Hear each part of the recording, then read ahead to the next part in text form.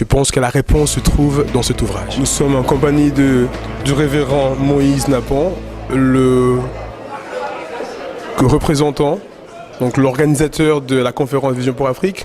Donc c'est la deuxième édition. Donc ma question serait, Monsieur révérend Moïse Napon, quelle est pour vous votre vision pour l'Afrique et le développement de l'Afrique?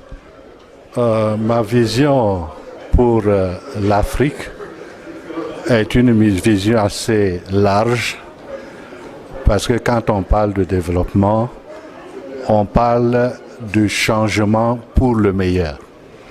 Alors, l'Afrique, c'est un continent varié, mais il faut savoir que quand on parle de développement dans le cadre de l'Église, c'est simplement pour dire à l'Église de contribuer au développement qui a déjà lieu. Parce que l'Église a des domaines d'intervention qui peuvent contribuer d'une façon efficace au développement de l'Afrique. Parce que quand on parle de développement comme changement, l'Église ne fait que prêcher le changement de l'homme, le changement de son environnement, le changement de sa perception des choses, le changement de sa mentalité. Or, ce qui bloque le développement en Afrique, c'est le manque de ce changement. Nous sommes partis de certaines traditions que nous avons gardées et nous sommes un peu comme dans une boîte, nous ne pouvons pas nous en sortir. Développer aussi, c'est s'épanouir.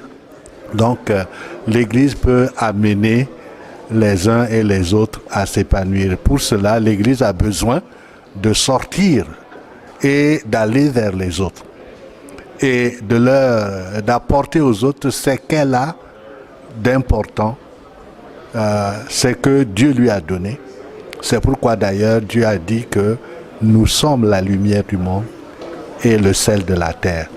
C'est une responsabilité que Dieu nous a donnée pour donner à notre environnement et à notre pays ou à notre continent plus de connaissances, plus d'éclairage sur son avenir et aussi plus de conservation de son environnement, puisque nous sommes le sel et le sel conserve. Vous avez évoqué donc les différents domaines dont l'Église peut contribuer pour le développement de l'Afrique. Vous savez juste nous dire de manière un peu spécifique un des domaines que l'Église peut contribuer pour le développement de l'Afrique? Comme je disais tout à l'heure, le changement de mentalité. Je crois que ça, c'est un gros blocage au développement. Quand quelqu'un naît de nouveau, selon les termes bibliques, ça veut dire que c'est quelqu'un qui a laissé un passé et qui a revêtu une nouveauté de vie. Or, si on peut le faire pour des individus, on pourrait aussi le faire pour des communautés. Si l'Église, implantée dans un village, apporte l'Évangile à ceux qui sont dans ce village, il y a un changement qui se fait. Les gens quittent de la tradition et sont ouverts à toutes sortes de nouvelles influences qui peuvent les permettre de changer et d'apporter des nouveautés dans leur vie. Cela veut dire donc qu'ils peuvent changer leur environnement, ils peuvent changer leur relation pour qu'ils puissent s'épanouir. Ils ne sont plus coincés, ils peuvent s'épanouir comme une fleur. Donc nous sommes à Bruxelles, donc vous avez donc décidé que conférence Vision pour Afrique aura lieu donc cette année à Bruxelles. Est-ce que l'année prochaine, vous avez décidé peut-être un autre pays ou bien ça sera toujours à Bruxelles? Bon, nous sommes venus à Bruxelles pour nous adresser à la diaspora que nous avions déjà rencontrée dans la première conférence et qui avait exprimé les besoins de nous approcher d'eux pour les aider à comprendre le rôle et la place qu'ils ont à jouer dans le développement intégral de l'Afrique. Alors, nous sommes venus pour cela. Cette conférence répond donc à ce besoin.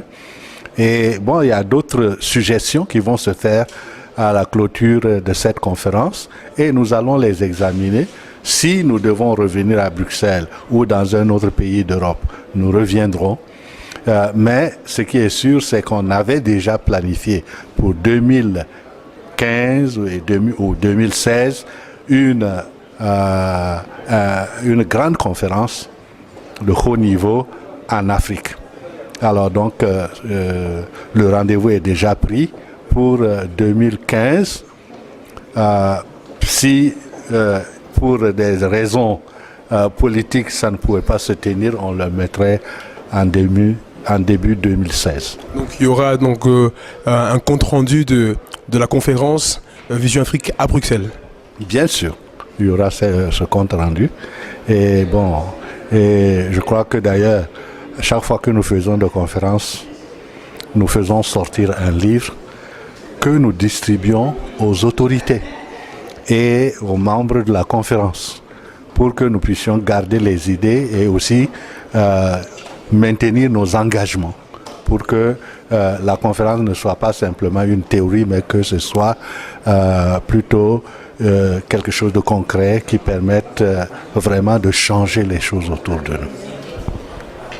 C'était le révérend Moïse Napan, donc organisateur de la vision, dans la conférence Vision pour Afrique. Merci, révérend. Merci beaucoup et que Dieu vous bénisse. Nous sommes accompagnés